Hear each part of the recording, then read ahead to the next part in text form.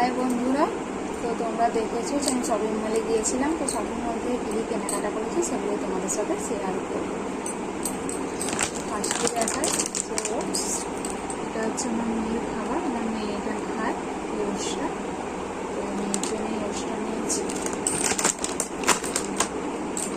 এগুলো সব মেয়েরই খাবার। এই যে একটা বিস্কিট, আর এই যে এটা গরম গরম যে একটা বিস্কিট,